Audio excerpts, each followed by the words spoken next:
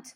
क्या पढ़ेंगे बच्चा हम इस चैप्टर में? हम लोग पढ़ेंगे कि क्या मीनिंग और कॉन्सेप्ट है क्लासिफिकेशन का, need and advantage of classification, क्या ज़रूरत है क्लासिफिकेशन की, क्या एडवांटेज है, फ़ायदे हैं क्लासिफिकेशन करने के।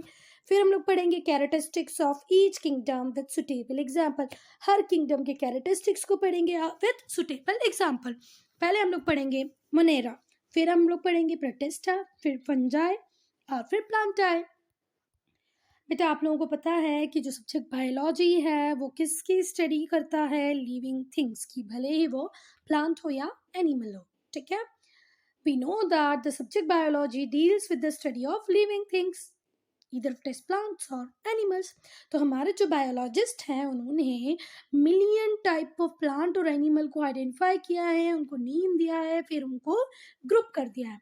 पर इस स्टडी को और फैसिलिटेट करने के लिए और इजी बनाने के लिए उन्होंने क्या किया है बच्चा? जो वास्ट वैरायटी है प्लांट और एनिमल की, उसको क्लासीफाई कर दिया है डिफरेंट डिफरेंट ग्रुप्स में, ठीक है। बायोलॉजिस्ट का काम होता है लिविंग ऑर्गेनिज्म की स्टडी करना, पर इतनी सारी लिविंग ऑर्गेनिज्म है हमारे प्लेनेट अर्थ के ऊपर, तो इसको स्टडी करना थोड़ा सा मुश्किल हो जाता था। स्टडी को इजी बनाने के लिए हमने प्लांट्स और एनिमल्स को बहुत सारी किंगडम्स में, बहुत सारे ग्रुप्स में क्लासीफाई, डिवाइड कर दिया है, जैसे कि हम सबको स्टडी कर पाए। अब बच्चा क्लासीफाई क्यों किया है, क्लासिफिकेशन की नीड क्या है? All living thing are broadly classified into two main groups. सारे लिविंग ऑर्गेनिज्म को पहले तो आप टू मेन ग्रुप्स में डिवाइड कर दो। एक हो गया प्लांट्स, दूसरा हुआ एनिमल, ठीक है। Two main groups, plants and animal. Based on their similar characteristics, both plants and animal are further divided into various division or classes. पर बच्चा भले वो प्लांट हो या एनिमल हो, उनके कैरेक्टरिस्टिक्स को देख के हमने उनको फिर डिफरेंट डिफरेंट कैटेगरीज में डिवाइड कर दिया है। On the basis of these grouping, the living organism can be studied systematically। और बच्चा ये जो हमने ग्रुपिंग की है ये क्यों किया है? हमारी स्टडी को सिस्टमैटिक बनाने के लिए, हमारी स्टडी को फैसिलिटेट करने के लिए, ठीक है। तो इस ग्रुपिंग के बेसिस पे हम लोग सिस्टमैटिक स्टडी कर पाएंगे। Thus classification means grouping organism together. So student, what is the meaning of classification? Classification means grouping organism together on the basis of certain common features। क्या हुआ क्लासिफिकेशन? ग्रुपिंग ऑफ प्लांट और animal on the basis of certain common features. It is a system of putting organism with similar characteristics into one group। ये क्या है? वो system है जहाँ पर हम सारे ऑर्गेनिज्म को उनके सिमिलर कैरेक्टरिस्टिक्स के हिसाब से एक ग्रुप में रख देते हैं। अगर हम बायोलॉजी की बात करें तो बायोलॉजी में क्या है बच्चा क्लासिफिकेशन? ये डेफिनेशन ज़्यादा सुटेबल है, आप लोगों को एग्जाम के लिए यही लर्न करनी है, ठीक है। Classification is a system of arranging living organism into groups. Classification is a system of arranging living organism into group based on their similarities and differences। उनकी similarities और differences को देखते हुए उनको अलग अलग ग्रुप्स में अरेंज कर देना ही क्या होता है बच्चा? Classification. I hope now classification is clear to you. अब नीड हो गया, अब हम लोग देखेंगे क्लासिफिकेशन के एडवांटेज क्या है। It is not humanly possible to study all the plants and animals that exist in the world। बच्चा हमारे लिए पॉसिबल नहीं हम सारे प्लांट्स और सारे एनिमल की स्टडी कर पाए जो भी प्लानट अर्थ या वर्ल्ड में एग्जिस्ट करते हैं।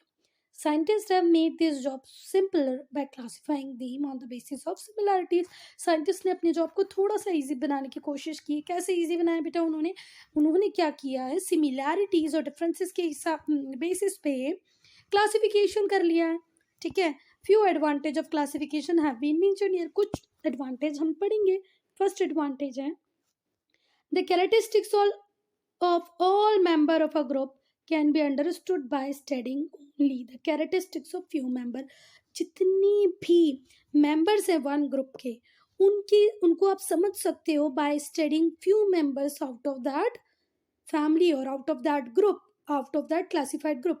जैसे हमने हंड्रेड्स ऑफ थिंग्स को एक प्लेस पे रखा जिनके कैरेक्टरिस्टिक्स सेम थे, अगर उनमें से हमने 2 या 3 को ही प्रॉपर स्टडी कर लिया तो हमें पता चल जाएगा कि बाकी ग्रुप्स की कैरेक्टरिस्टिक्स क्या हैं। बाकी ग्रुप के नहीं, बाकी ग्रुप मेंबर के, बाकी ग्रुप के नहीं बच्चा, बाकी ग्रुप मेंबर्स के, ठीक है। Classification makes the study systematic, classification से स्टडी बहुत ज़्यादा सिस्टमैटिक हो जाती है। It highlights the relationship between different organism, और डिफरेंट ऑर्गेनिज्म के बीच में कैसा रिलेशन है ये भी दिखाता है। ठीक है, स्टडी आसान हो जाती है, आप डिफरेंट ऑर्गेनिज्म के बीच में रिलेशनशिप को भी देख पाते हैं। It helps in identifying different organism and placing them into particular group।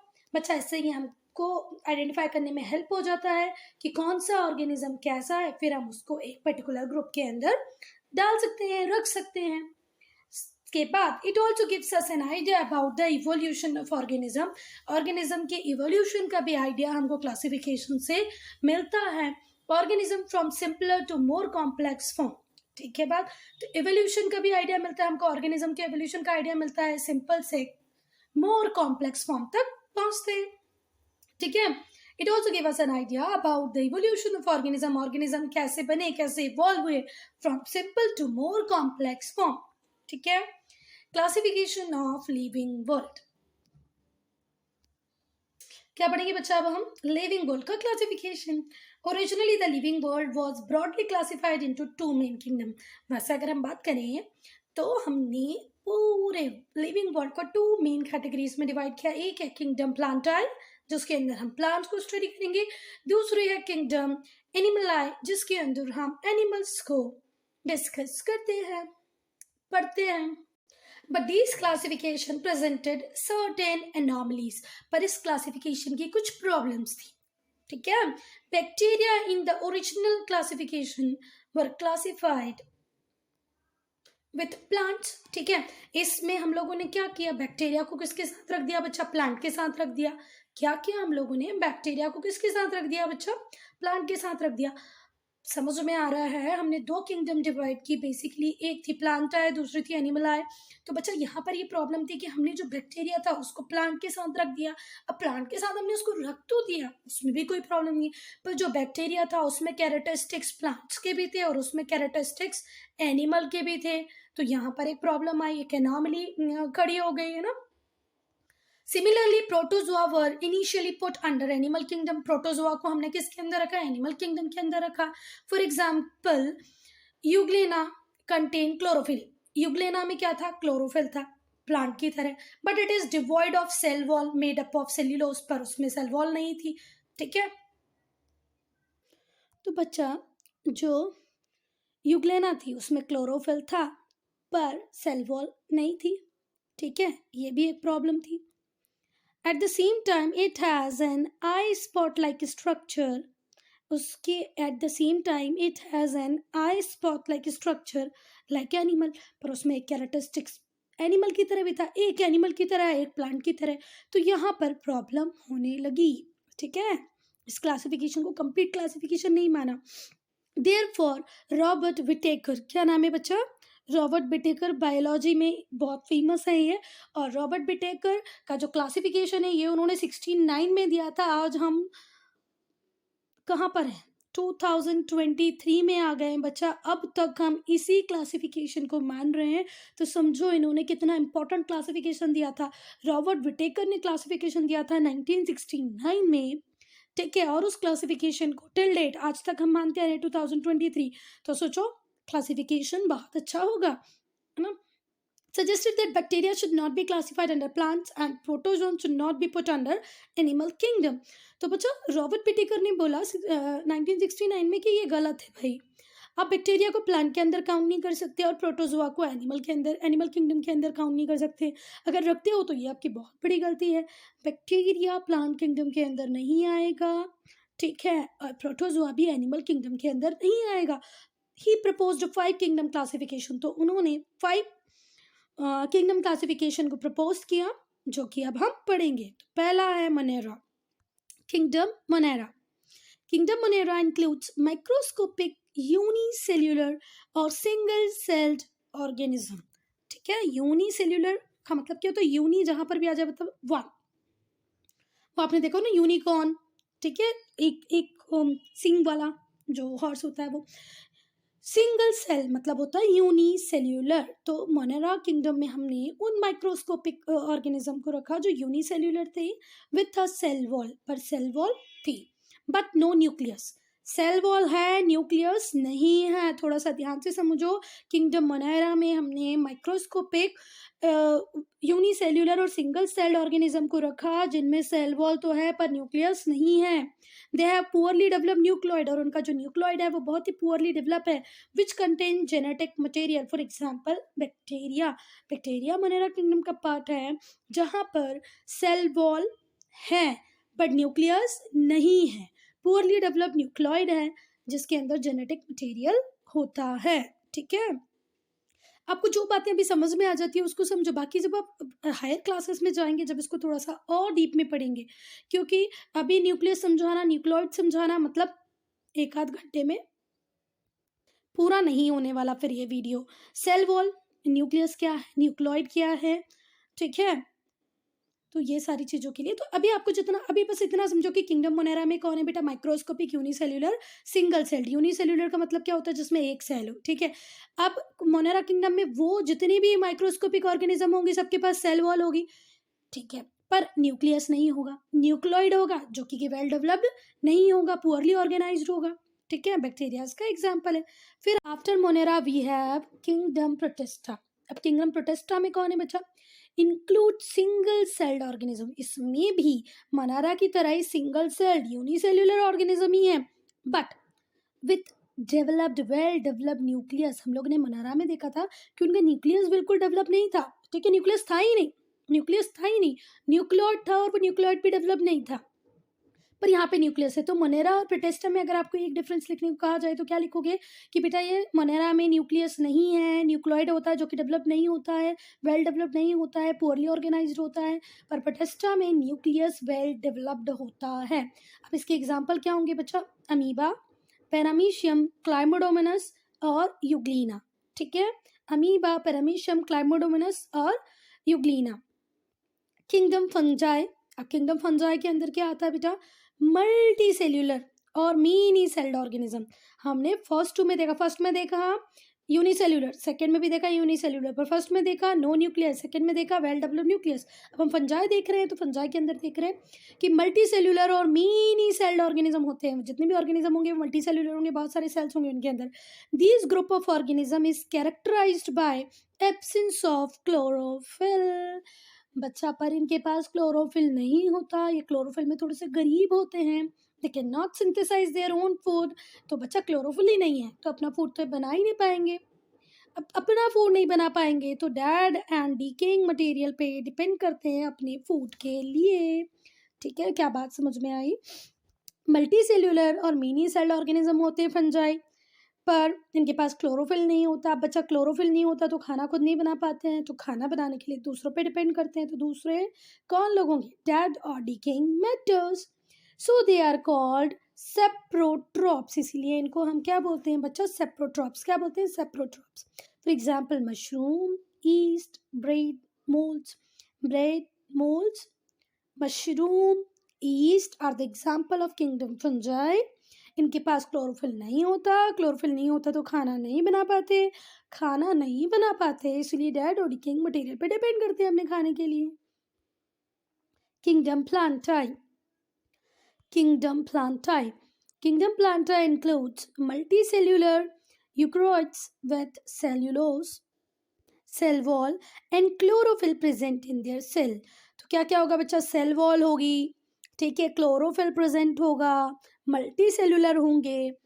पहला कैरेक्टरिस्टिक मल्टी सेल्यूलर है, दूसरा सेल वॉल है, तीसरा क्लोरोफिल है। They are autotrophs. क्योंकि क्लोरोफिल है तो ये खाना खुद बना लेते हैं। अब ये क्योंकि खाना खुद बना लेते हैं इसलिए इनको क्या बोलते हैं, ऑटोट्रॉप्स। ये फोटोसिंथेसिस की प्रोसेस को परफॉर्म कर पाते हैं। अब हम लोग आएंगे किंगडम एनिमलिया। एनिमलिया तो उसके अंदर आता है बच्चा multi cellular animals with heterotrophic mode of nutrition.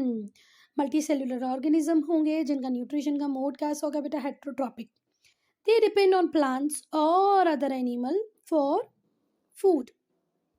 तो जो किंगडम एनिमलिया है उसमें सारे मल्टी सेल्यूलर एनिमल्स आएंगे with heterotrophic mode of nutrition. अब हेट्रोट्रॉपिक मोड ऑफ न्यूट्रिशन क्या होता है बच्चा, जब कोई ऑर्गेनिज्म अपने फूड के लिए किसी दूसरे पे डिपेंड करे तो वो क्या हो गया बच्चा, हेटरोट्रॉपिक मोड ऑफ न्यूट्रिशन। जैसे प्लांट्स ऑटोट्रॉपिक क्योंकि खुद बनाते हैं, हम प्लांट्स के ऊपर डिपेंड करते हैं। They depend on plants and और other animal for food. Heterotrophic plants के ऊपर या दूसरे एनिमल के ऊपर डिपेंड करते हैं फूड के लिए। दे possesses a nerve system with sense organ and unlike plants they can move from one place to another। इनके पास नर्व सिस्टम होता है, इनके पास सेंस ऑर्गन होते हैं जो कि प्लांट के पास नहीं होते। नहीं, प्लांट के पास भी होते हैं। प्लांट के पास क्या नहीं होता है, वो ये कि प्लांट एक जगह से दूसरी जगह मूव नहीं कर पाता। ऐसा नहीं होता कि कल एक मैंगो ट्री यहाँ था, ठीक है, अब वो मैंगो ट्री उठकर हमारे पड़ोस में आ गया है और हमको मैंगो खिलाने लग गया है, ऐसे पॉसिबल नहीं है। तो बच्चा आप जब वो जो ट्री होता है क्या बोलते हैं उसको, छुई मुई का पेड़ नहीं होता है जिसको अपन आप ऐसे ऐसे उसमें लीव्स होती हैं, उस क्या बोलते हैं इसको, इंग्लिश में इसका अच्छा नाम है, उसको ऐसे करके टच करते हैं तो उसकी सारी पत्तियां बिल्कुल बंद हो जाती हैं, होता है ना एक ऐसे प्लांट, मिमोसा बोलते हैं। छुई मुई का जो पेड़ जो मैं बोल रही हूँ ना, जिसको आप टच करोगे सारी पत्तियां बंद हो जाएगी, वो होता है मिमोसा।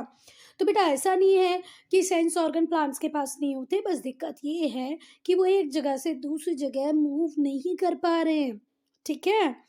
तो दे possesses a nerve system with sense organ।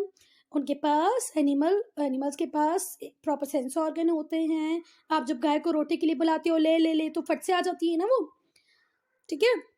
तो दे possesses a नर्व सिस्टम, उनके पास प्रॉपर नर्व सिस्टम होंगे, उनके पास सेंस ऑर्गन है, पर उनके पास एक कैरेक्टरिस्टिक्स ऐसा भी है जो हमारे बेचारे प्लांट्स के पास नहीं है, वो ये है कि they can move from one place to another. Animals are classified into two groups. Animal को टू ग्रुप्स में आप डिवाइड कर सकते हो, इनवर्टिब्रेट्स और vertebrates, based on the presence और एब्सेंस ऑफ बैकबोन। उनके पास बैकबोन है या नहीं है, इसके अकॉर्डिंग आप उनको इनवर्टिब्रेट्स और वर्टिब्रेट्स की कैटेगरी में रख सकते हो। Animals without a backbone called invertebrate. अब बच्चा वो एनिमल जिनके पास बैकबोन नहीं है उनको बोलोगे इनवर्टिब्रेट्स। इनवर्टिब्रेट्स का मतलब क्या होता है, एक बार आंख बंद करके सोचो, वो सारे एनिमल जिनके पास बैकबोन नहीं है वो होंगे invertebrates. Animals which without a backbone is called invertebrate. जैसे कि स्नैक हो गया, ठीक है, हमारे अर्थवर्म हो गए, इनके पास बैकबोन नहीं है ना बच्चा। और an animal with backbone are called vertebrates. वो एनिमल जिनके पास बैकबोन है उनको आप क्या बोलोगे, वर्टिब्रेट्स। तो यहाँ पर मुझे लगता है आपको समझ में आ गया होगा, वो एनिमल जिनके पास बैकबोन है वो वर्टिब्रेट्स, जिनके पास बैकबोन नहीं है वो invertebrate. Animal without backbone invertebrates, with backbone vertebrates, ठीक है। बच्चा एनिमल क्लासिफिकेशन को आप नेक्स्ट चैप्टर में और ज़्यादा डीप में पढ़ेंगे, ठीक है। 5 किंगडम क्लासिफिकेशन को एक बार हम चार्ट में देख लेते हैं, क्योंकि बच्चा जब आप एग्जाम में आंसर लिखते हो और इस तरीके की चार्ट बनाते हो तो आपकी मार्किंग फुल होती है बच्चा। तो लिविंग ऑर्गेनिज्म को हमने पहले 2 कैटेगरीज में डिवाइड किया, प्रोकैरियोटिक्स, यूकैरियोटिक्स। प्रोकैरियोटिक्स वो होंगे जो यूनिसेल्युलर होंगे, जिनका न्यूक्लियस ऑर्गेनाइज नहीं होगा। यूकैरियोटिक जिनका न्यूक्लियस ऑर्गेनाइज होगा। प्रोकैरियोटिक वो जिनका यूनिसेल्युलर है पर न्यूक्लियस ऑर्गेनाइज नहीं है। यूकैरियोट्स में ऑर्गेनाइज न्यूक्लियस होगा, ठीक है। फिर प्रोकैरियोटिक के अंदर आ जाएगा आपका किंगडम मोनेरा और उसके अंदर आ जाएगा बेटा बैक्टीरिया, ठीक है। यूकैरियोटिक्स को फिर से हम 2 कैटेगरीज में डिवाइड करेंगे, यूनिसेल्युलर और मल्टीसेल्युलर। यूनिसेल्युलर के अंदर आ जाएगा किंगडम प्रोटिस्टा, ठीक है, जिसके एग्जाम्पल है अमीबा, यूग्लिना। मल्टीसेल्युलर के अंदर फिर 2 कैटेगरी में डिवाइड करोगे आप, with cell wall, without cell wall. तो विथ सेल वॉल की फिर से आप 2 कैटेगरीज पढ़ोगे। विथ सेल वॉल में भी क्लोरोफिल एब्सेंट, क्लोरोफिल प्रेजेंट, ठीक है। क्लोरोफिल एब्सेंट होगा किंगडम फंजाई, जिसके अंदर मशरूम और मोल्ड को पढ़ते हैं। क्लोरोफिल प्रेजेंट में आप किंगडम प्लांटाई पढ़ते हैं। किंगडम प्लांटाई को फिर से हम डिवाइड कर सकते हैं 2 कैटेगरी में, क्रिप्टोगैम, फेरेनोगैम। क्रिप्टोगैम, फेनेरोग्राम, ठीक है बच्चा। अब ये कैसे कैटेगरी, ये यहाँ पर है सीडलेस नॉन फ्लावरिंग प्लांट्स, जिसमें बीज भी नहीं होगा, सीड्स नहीं होंगे और फ्लावर भी नहीं होंगे, वो होंगे क्रिप्टोगैम्स। फेरेनग्राम्स जिसमें फ्लावर भी होंगे और सीड्स भी होंगे, ठीक है बात। With seeds, with flower, phanerogam, cryptogam, seedless non flowering non flowering plant.